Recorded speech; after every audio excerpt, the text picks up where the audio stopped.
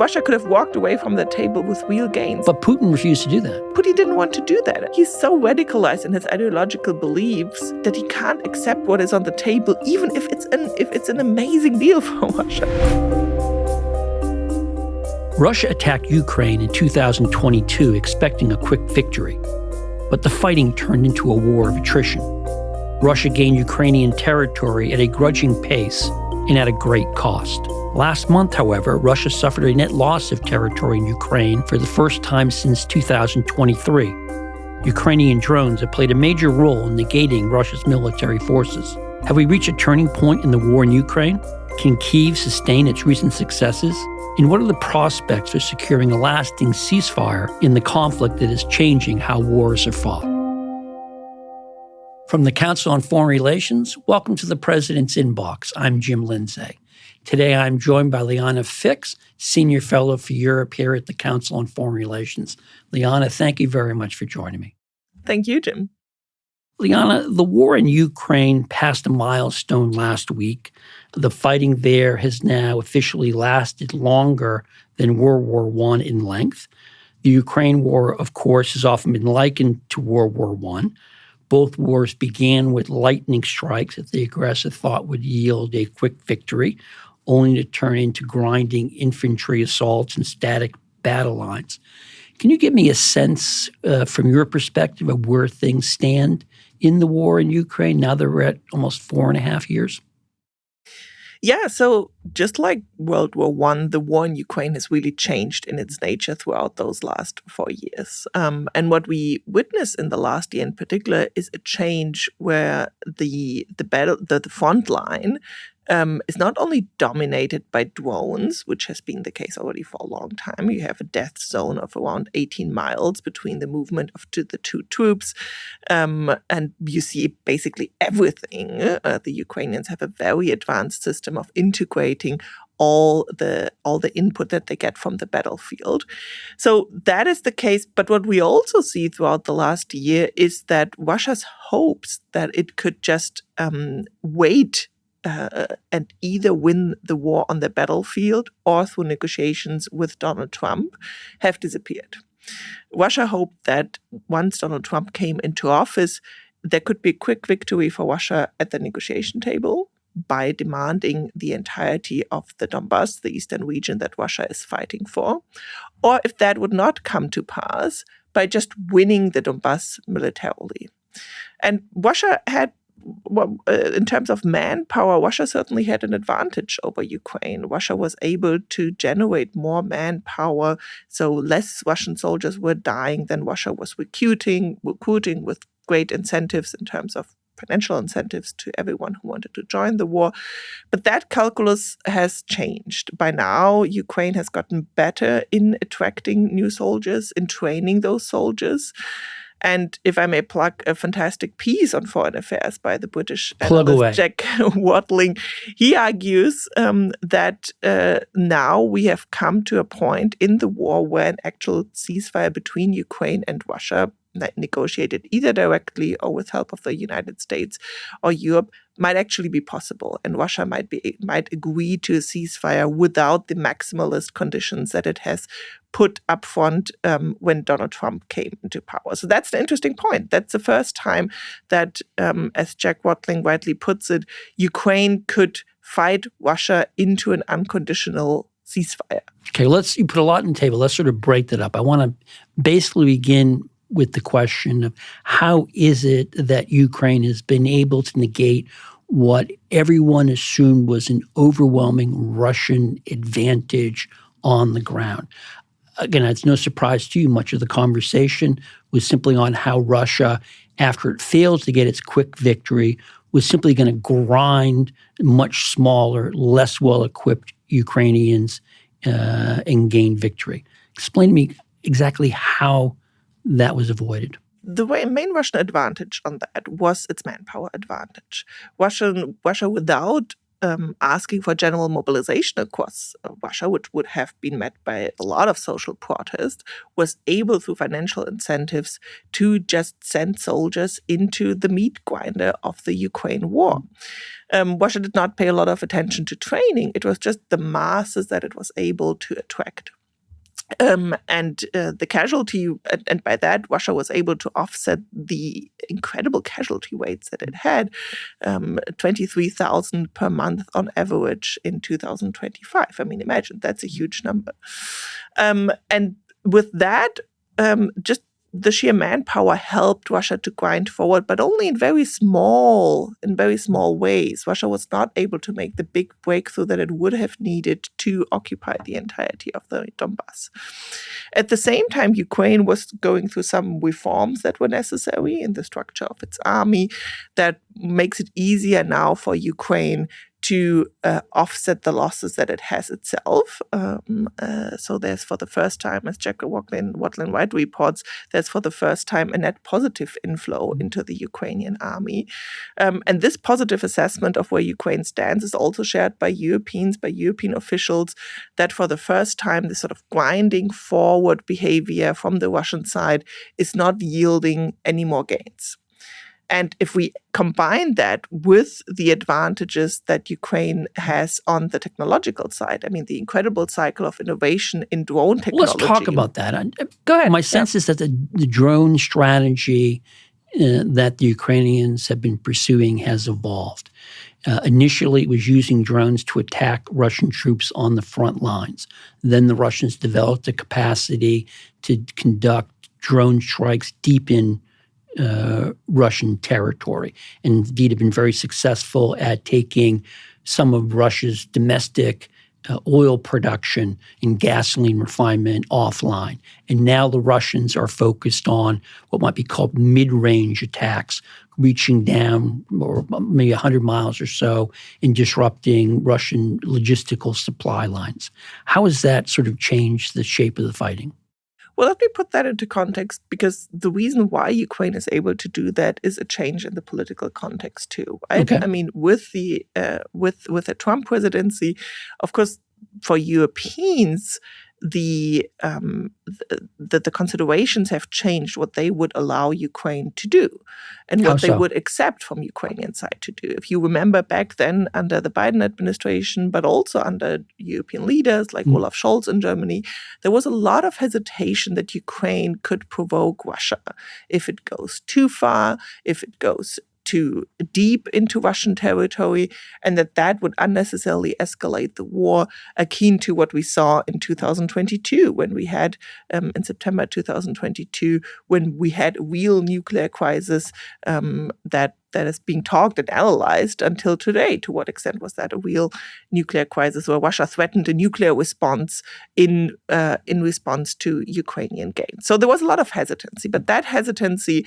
has disappeared for two reasons. Firstly, because Europeans are now alone with their support for Ukraine. There's no U.S. support apart from intelligence and air defense missiles that are even now questioned because of the Iran war coming in.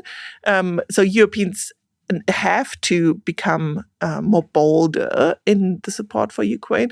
And at the same time, Ukraine is also developing and expanding its own range of its drones. So it does not need the European weapon systems that some European countries have denied in the past. For example, Germany has denied the Taurus missile to Ukraine. Ukraine is building its own weapon systems. Necessity is the mother of invention. Exactly, that reach really deep into Russian territory.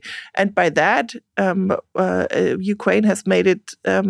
Ukraine has been able to bring the war into Russia's homeland in a way that it has not done so before. And the war has become more present in Russia than it has been has been before, and that adds to what I just said before, the change in the battlefield and the dynamic that Ukraine is looking quite okay when it comes to manpower right now, and has this incredible innovation cycle when it comes to drone technology and the frontline. Okay, so you've talked about both the Europeans and the United States and their relative levels of support for the Ukrainians. I want to drill down a bit more on the United States, because obviously Donald Trump famously told Zelensky in the Oval Office that he didn't have the cards. Give me a sense of what it is the United States has been doing for Ukraine, and what has it declined to do? It's not only that the United States has declined to do something, there's literally no military aid coming in from the United States to Ukraine in 2025 and the first 2 months of 2026, and only a very small amount in 2025. So the large tranches of funds under the Biden administration have all been exhausted, spent. They have all been exhausted. And if you look just at sort of the at the overview of what is coming in from the U.S. side, it is very small. And I think the most important part of that Ukrainians still rely on and that they really need is the intelligence sharing, right? Okay, so that hasn't been cut off. It's been restricted in any way? Well, it has been cut off once, but then quickly resumed. I think it was about a year ago because of the tensions with Ukraine exactly after the Oval Office meeting that you mentioned. But that intelligence sharing is still continuing at this point. And that's significant. It is significant for Ukraine because just the intelligence that the United States can provide, especially in terms of targeting, is really difficult to replicate. So do we know exactly what kind of intelligence is being provided? When you say helps in targeting, what does that mean in a practical sense? Well, obviously, Ukrainians and Europeans are very cautious to talk about Understood. We're not giving out any classified secrets here. But it does help to have U.S. support. I mean, both from the CIA, but also other agencies in mapping out the Russian side of the front line and also in identifying the targets on the Russian side. And although French President Macron has said that France could substitute a lot of that intelligence publicly, I think many are skeptical that this is possible. So that intelligence line is still important for Ukraine. And the other part that has been important for Ukraine is that European NATO allies have bought weapons for Ukraine. This is called the NATO Pearl list, a priority list. Are they buying those weapons from U.S. manufacturers? They're buying those weapons from U.S. manufacturers for Ukraine. That has been the case for the last year. So the Trump administration has allowed that to continue. They have allowed that to continue. And there's a list, a priority list, this famous Pearl list that has been developed for Ukraine. The problem now only is, which will put both Ukraine but also Europeans in a really tough position, is that the United States just does not have those weapons anymore because they have spent up so much on air defense and on the weapons that are needed in Ukraine for the war against Iran and in Iran. And that is a real challenge that both the Europeans and Ukrainians are struggling with. I mean, they assumed, okay, perhaps the United States is not gifting those to Ukraine anymore, but at least we can buy them. But now sort of the line for orders from the United States, especially on air defense, is going twice around the block. Right. The United States has been actually asking some of its allies to lend it or give it interceptor missiles and things like that. Exactly. So both Europeans and Ukrainians are scrambling in terms of, what they can produce themselves, which is never as good as what the United States has, but I mean, necessity makes it possible, right? You need to come up with some kind of alternatives. So that line of U.S. support is diminishing. So we end up with the intelligence support, which is the most important one from the U.S. side right now, and because of pressure from the Congress, and so it's still continuing. There's also legislation on the Congress that Well, the House just passed a bill that would provide weapons to the Ukrainians, but that would still have to get through the Senate. And we'd have to see what the president did with that legislation if it passed, which I don't expect would pass anytime soon. Yeah, and Congress has really worked on anchoring intelligence sharing for Ukraine in legislation, which is also a bipartisan case because, intelligence sharing against Russia, what is there not to like, even for the MAGA administration? And Europeans have really filled the gap. I mean, if you just look at the numbers, I think the peak in U.S. and European support, military support for Ukraine was in probably 2023 when there was around 3.5 billion euros going to Ukraine. Europeans, then US support, military support has now entirely disappeared in 2025 and the first couple of months of 2026. And Europeans are holding a level of around 2 billion euros to 2.5 billion euros themselves that is going to Ukraine. So they have really done a big jump on that. And the most interesting dynamic that I find this is that this is increasingly becoming a two-way street, right? I mean, Europeans are increasingly giving money for drone defenses to Ukraine. Well, and Ukraine's at the cutting edge of drone technology. It is the cutting edge, and for co-production. Germany, Denmark, the Netherlands are setting up co-production facilities. So military support for drone production has actually quadrupled since 2022. It was around 400 million euros. Now it's at 1.6 billion euros. And that is that sort of benefits both sides. It's not only that the Europeans are helping Ukraine altruistically, right, because they're such nice beings. It's also because they get technology back that they need themselves. And remember the drone attacks from Russia on NATO territory last year. The Europeans really need that technology themselves. How sustainable is European support for Ukraine? And I asked that, Liana, against the backdrop of a lot of political turmoil in major European countries, elections coming up.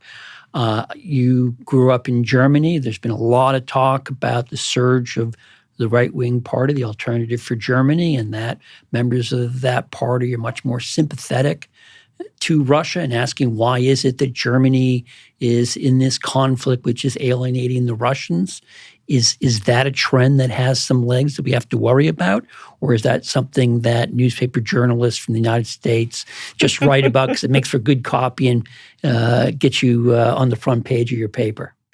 If I were very honest, I would say, Jim, it's the latter. Okay. Because we've discussing this question, throughout the last 4 years when I come to your podcast, right? Like how sustainable? I asked you because you're German, and you would have a better sense of the pulse. It's true. It is a big question. How sustainable is that support? But it still is throughout those 4 years, right? And I think what's often exaggerated, there are two dynamics that make that support more sustainable. First of all, much of that money is now coming through the European Union and not directly from member states, especially the financial side. Does it help that Orban is no longer It helps that Orban is no longer in charge in Hungary? That helped to bring the latest 90 billion package through, which is financed through joint debt in the EU, which is very rare that happens. And everything that comes from the EU is a little bit more protected, right? Because it takes more to undo it, even if a populist government would come into a big European country. Then we have the example of Italy and of Giorgia Meloni, who has become a real supporter of Ukraine, right, and of NATO and the Western Alliance. And there are other far-right parties, and some even consider that even if the Rassemblement National, the far-right party in France, would come into power, they would not stop supporting But that's Ukraine not for at least another year. The French presidential election is 2027. So the real threat that I do see is from the Alternative for Germany, because they are the most radical far-right party by far in Europe and most sympathetic to Russia. But that is also something that, to be worried about down the line in like 10 years or something. It's not something that's going to happen in the next election cycle. So we have more of an institutionalization of Ukraine support in Europe through the EU, through NATO lists, and we have far-right parties in Europe that also realize, and this is, I think, the most interesting dynamic, that when the United States retreats as the main security guarantor from Europe, which it is doing right now, very obviously, then Ukraine support becomes even more important because Ukraine becomes a security guarantor for Europe, not the other way around, right? By now, the tables have really shifted. The tables have by now it's the Europeans that need Ukraine more than they ever needed Ukraine to pin down the Russians, to fight back the Russians, because they cannot rely on the United States anymore. Let me ask you specifically on that question. You say pin down the Russians. To what extent do you think it is a realistic or plausible scenario that the Russians would attack NATO? I've heard a lot of speculation, particularly about attacking in the Baltics. Is that, again, something that Europe is genuinely and realistically worried about? Or is that, again, just people sitting around with too much time in their hands, whipping up things to worry about? So two responses to that. First, from a European perspective, a ceasefire in Ukraine is considered a greater risk, right? So for military planners, they do think, well, if there's a ceasefire in Ukraine, Russian forces will be freed up to do whatever they want to do in the NATO. There doesn't need to be an invasion of the Baltic states immediately, but They can just mess around in a way that they could not before. So that is true.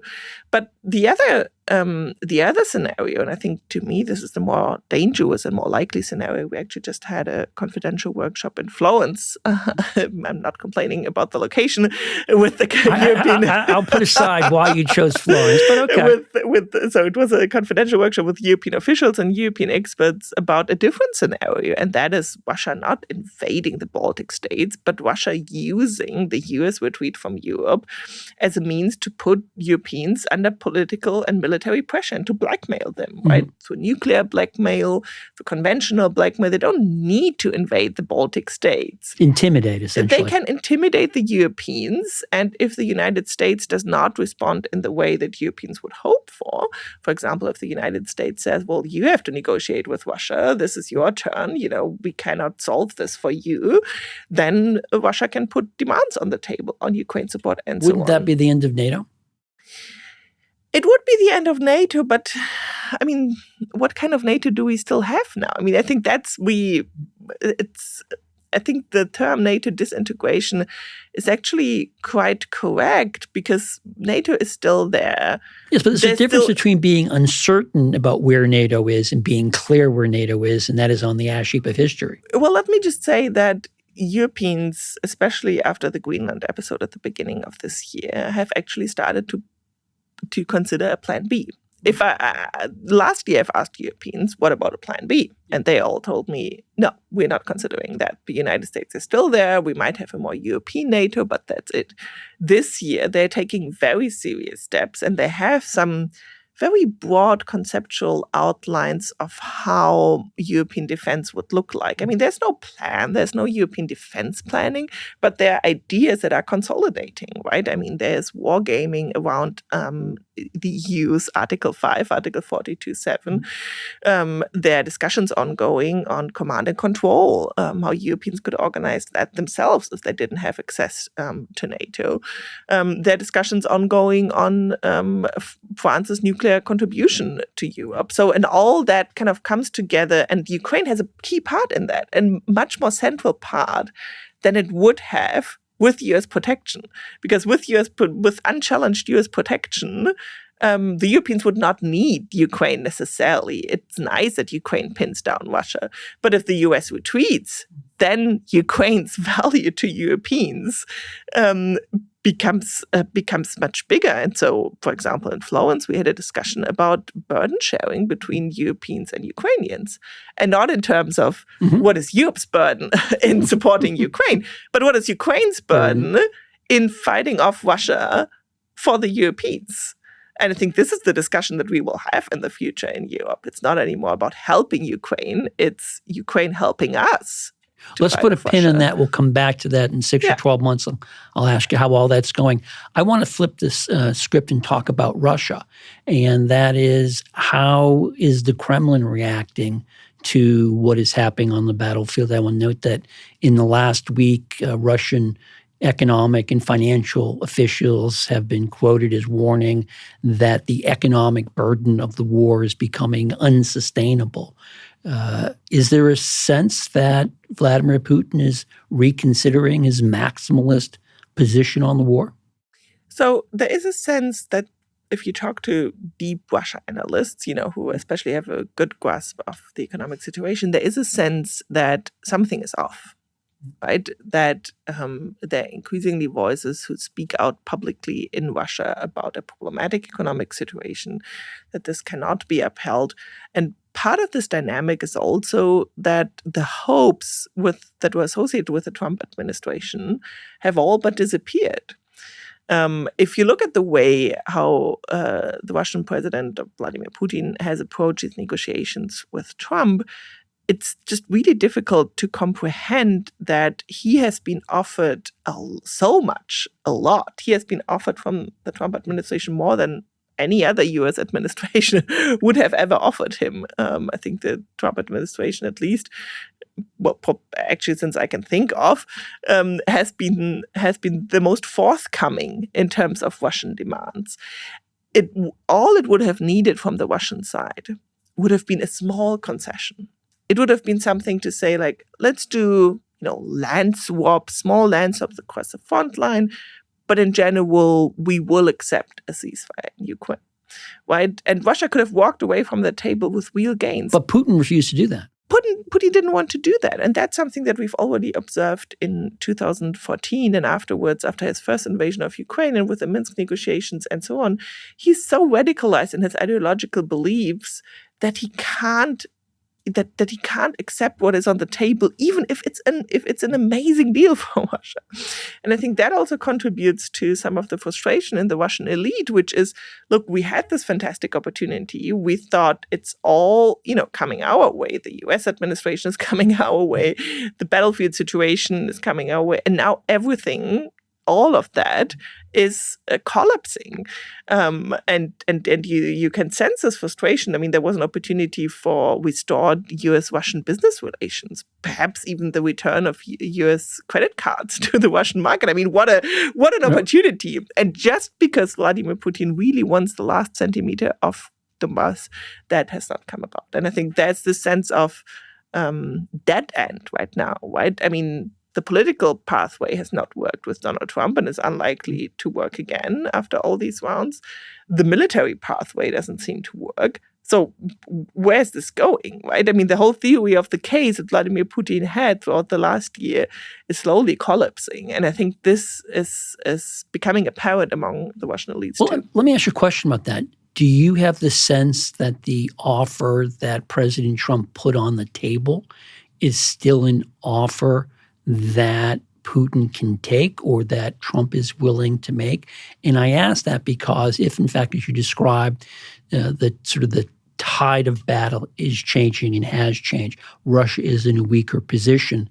Among other things, that would make it harder for President Trump domestically to justify the kind of offer he's made up to this point. So is this an offer that may have already expired? I mean, the Russians talk about the spirit of Anchorage, right? So they adhere to some kind of idea that a deal was struck, which then the US side did not comply with, which is, I mean, again, the US side in these negotiations has been very incoherent, so it's not really clear what the deal has been. But that is sort of their step in the back move that they're currently developing, right? The US has not complied with its side of the deal. And I think it will be very difficult for the US side to return to negotiations, both because of the frustration in Moscow, because of the feeling that the U.S. administration has not been able to follow up on what it promised, and that reconfirms a long-held view by Vladimir Putin that the U.S. system, regardless of Trump, is still the U.S. system. That's what he thought of. Well, the House vote would suggest that's the case, that there's even among Republicans continued support for backing Ukraine and not a lot of enthusiasm for a one-sided deal that favors Russia. Yeah, and Vladimir Putin thought, well, the second Trump term might change that. It might change sort of the system. And I mean, we can probably all agree that the system is changing or has been changed compared to Trump's first term. But from the Russian side, that was not enough, right? And so it goes back to the view that, whatever, even with Donald Trump in his second presidency, we will not reach what we want to reach. So from my perspective, it is much more likely, if we will see a ceasefire between Ukraine and Russia, it's much more likely to be something that is negotiated along direct lines between Ukraine and Russia. Well, let me ask you about that, because or with the support of Europeans. President Zelensky recently wrote an open letter to President Putin calling for direct face-to-face talks. I don't know how much of that letter was simply a troll job to annoy President Putin, how much it reflected President Zelensky's frustration that the United States seems to have gone to the sidelines on the whole issue of trying to find a peace. I don't know if you have a take on which of those two explanations is the more dominant one. I mean, there's some frustration in Ukraine, which is also why Zelensky has encouraged Europeans to open up a channel with Russia, right? Because he sees that the US channel is not reliable. The Americans are really distracted. Who in Europe would open that channel? Well, now we come to the favorite discussion that is taking place in Europe right now. Of course, instead of thinking about, how that channel could look like and what could be achieved, the first thing that Europeans do is throw names around. And Vladimir Putin has been very good at trolling the Germans by suggesting former German Chancellor Gerhard Schröder, who is a good friend of Vladimir Putin, which actually sparked a serious debate in Germany about Gerhard Schröder, unbelievably so. But that sort of as a side note. You should point out, former Chancellor, he was on the board of which of the Russian gas companies? He was on the board of Rosneft, and he is a friend of Vladimir Putin. He was seen as far too sympathetic. He's not only far too sympathetic, he is a friend of Vladimir Putin. He stays a friend of Vladimir Putin. I think that one can be that honest. But Chancellor Merz is not volunteering to be the voice to conduct. Well, there are certainly many observers converge on the idea that you need someone who has a relationship with Vladimir Putin, but is also strong on defense. So the Finns come up. Niinistö, who's a former Finnish president and has always written a couple of reports on European security and defense, has come up as a name. He is a good person. He has played hockey with Vladimir Putin in the past. So that would be certainly someone to do that. Angela Merkel has kindly declined that offer. But she has said something which I think is true. If you want to negotiate Vladimir Putin, you might have to do it yourself. It might, because the identifying an envoy in Europe will take forever. And in the end, it is a job of the current leaders, if they want to do that, to go ahead with it. The question is sort of, what's going to be the setup, because the United States very jealously still guards these negotiations. They really don't want Europeans messing around with that. They see it as something that Donald Trump should deliver as his peace message to bring peace in Ukraine. And so it has to be very carefully orchestrated together with the Americans, with the Ukrainians, and perhaps in the end we will see a much more direct Ukrainian-Russian negotiation, perhaps not directly. Well, I should note on that score that the Kremlin's response to Zelensky's offer was fine. Come to Moscow. Well, yeah, that's what they've said for a long time. I mean, it's obviously not a great idea for Zelensky to come to Moscow, but he can go. He may not be allowed to return home. Exactly, but we could see sort of lower levels of negotiators on the Ukrainian-Russian side, which is sort of driving this, plus Europeans as, the supporters for Ukraine, and that I think that is not unrealistic. It just has to be put into a political context that works also for the American side. But I mean, I'm not sure if we will see that this year, but I think for next year, it's definitely something that is imaginable. So let me ask you about it. Where do you think we're headed? Where are we going to be 6 months from now? If the current dynamics continue, if there's no major change, of course, from the Russian side, no reform effort from Vladimir Putin's side about the way how he's conducting this war, I do think the pressures on Russia will mount. And I mean, there's a reason why the rumors about a Vladimir Putin successor are sort of rolling up again. I have been in the last couple of weeks. What about the argument that as the pressure mounts on Putin, his response will be to lash out? It's a famous story about Putin when he was a child in St. Petersburg, saw a cornered rat. And of course, this gets us back to the conversation of Russians attacking particularly the Baltics.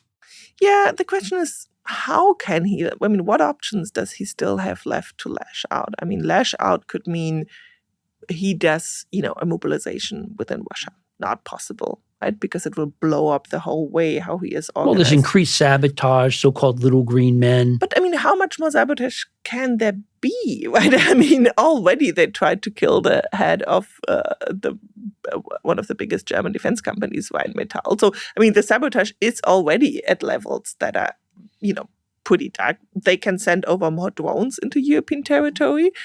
of course, but Europeans are preparing for that, and that would bring them very close to a NATO Article 5 case if you have casualties associated with that. So, I mean, they've already done a lot in the hybrid warfare, even if I don't like the term, space. That's why they can go. They can go nuclear again, but I mean, would they, unless there is a real significant Ukrainian push forward, which I also think is not particularly likely. Plus, they still have the relationship with China to manage, which will also make it unlikely to go back to nuclear threats, that Russia will go back to nuclear threats. So I don't see many options how, in this situation, Vladimir Putin can escalate. He doesn't have the troop numbers to invade the Baltic states right now. Sending more drones into NATO territory will only make Europeans more resolved and will only sort of, put at risk the US withdrawal from Europe that the Kremlin loves to see, right? So send more drones into Europe, get more outrage about possible casualties, and it will be even more difficult for the Pentagon and for Albert Colby and others to justify their retreat policy, especially with the upcoming summit in Ankara by NATO and so on. So he's always good at coming up with creative options, but right now I don't see that many options that he has left to escalate. On that note, I'll close up the president's inbox for this week. My guest has been Liana Fix, Senior Fellow for Europe here at the Council on Foreign Relations. Liana, as always, a delight to chat. Wonderful to chat with you, Jim. Today's episode was produced by Justin Schuster with Head of Production Jeremy Sherlick, Senior Video Producer Grace Raver, and Director of Podcasting Gabrielle Sierra. Our recording engineer was Brian Mendivez. Research assistance was provided by Oscar Berry.